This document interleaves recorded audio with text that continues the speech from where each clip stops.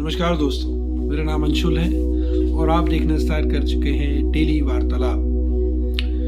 तो आज मैं आपसे चर्चा करूंगा प्रेम के बारे में। आने वाली चर्चाओं में आप ऐसे और अन्य विषयों के बारे में जानेंगे, समझेंगे और हम आपस में बात करेंगे। ये एक तरफा वार्तालाप नहीं है, तो कृपया इसे ज्ञान न समझें, इसे एक वार्तालाप की तरह लें और कुछ अच्छी बातें सीखें। प्रेम क्या है? ये प्रेम, मुझे कबीरदास जी का दोहा याद आता है कि पोथी पढ़ पढ़ जग मुआ और भया न पंडित कोय, और ढाई आखर प्रेम का पढ़े सुपंडित होय। तो मेरा स्वर इतना अच्छा नहीं हो सकता है, लेकिन मेरा कहने का तात्पर्य आप समझ गए होंगे कि जिसने जीवन में प्रेम को समझ लिया वो प्रकांड पंडित हो गया, उसको सब जानकारी मिल गई। क्योंकि हम सब कुछ पढ़ते रहते हैं, जीवन भर किताबें पढ़ते हैं, नॉवेल्स पढ़ते हैं, उपन्यास, कहानी, सब कुछ पढ़ लेते हैं, अखबार तो डेली पढ़ते ही, लेकिन हम प्रेम समझने की कोशिश नहीं करते। प्रेम हमारे लिए क्या हो जाता है?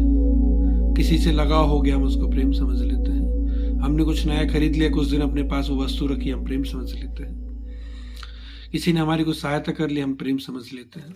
तो फिर ये प्रेम क्या है? अगर ये सब चीजें प्रेम नहीं है, ये प्रेम का भाग हो सकती है, प्रेम नहीं। या प्रेम को समझने के कारक हो सकते हैं, परंतु प्रेम नहीं। प्रेम की कुछ स्टेप्स हैं जो मैं हम आने वाले समय में समझेंगे। तो आज मैं चर्चा करना चाहूंगा पहले ही बात की, लगाव की, कि लगाव प्रेम नहीं है। कैसा लगाव? आपने एक मोबाइल फोन लिया, आपकी पसंद का था, आपने बहुत सारे पैसे खर्च किए।